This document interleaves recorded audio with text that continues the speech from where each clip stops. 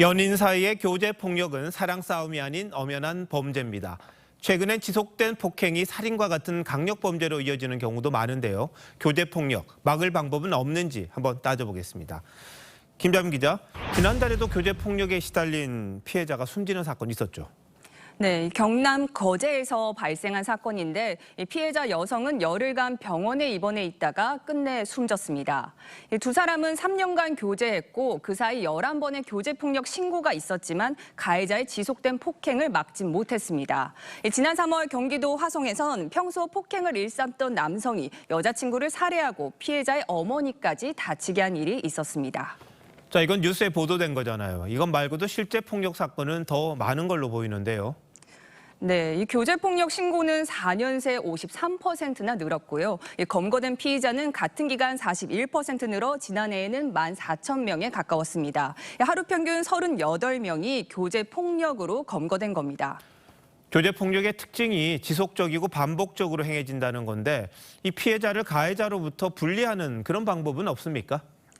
네, 이 교제폭력은 스토킹이나 가정폭력과 달리 가해자에게 접근 금지 명령을 내릴 수 없습니다. 이 교제폭력은 관련법이 없고 통상 폭행죄 등을 적용하기 때문인데요. 이 때문에 피해자가 경찰에 신고해도 보호 조치를 받기 어렵습니다. 그럼 사귀는 사람들 간에 일어나는 폭력은 법의 사각지대에 놓여 있는 거잖아요. 이걸 개정하는 움직임은 없는 겁니까? 네, 현재 국회에 계류 중인 법안들이 있긴 합니다. 먼저 기존 가정폭력방지법의 적용 범위를 교제폭력까지 확대하는 개정안입니다. 또 하나는 교제폭력을 아예 별도의 영역으로 두는 법안입니다. 이 법안들 모두 피해자와 가해자의 분리 조치를 골자로 합니다.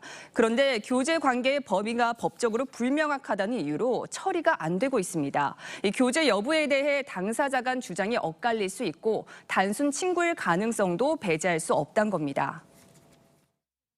이제 젠더 폭력이 중대 강력범죄로 많이 비화를 하고 있고 가정폭력 처벌법 적용 대상을 교제 폭력까지 좀 확대하는 쪽으로 법안을 좀 빨리 개정하는 것이 가장 적절한 대안이 아닌가.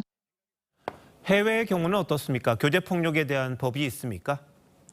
네, 미국은 1994년 여성폭력방지법을 제정했고 교제폭력도 가정폭력과 같이 이 법에 따라 보호받습니다. 영국은 2014년 클레어법을 제정해 상대의 폭력 전과를 조회할 수 있는 법안까지 만들었습니다.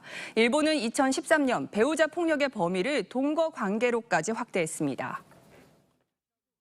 교제하는 사이 폭력이라든지 문제들은 가급적이면 사적으로 알아서 해결하라 이런 태도가 있었던 거는 맞아요. 법률이라든지 어떤 공권력이 관계에 개입을 하는 속도가 되게 늦어진 것 같고.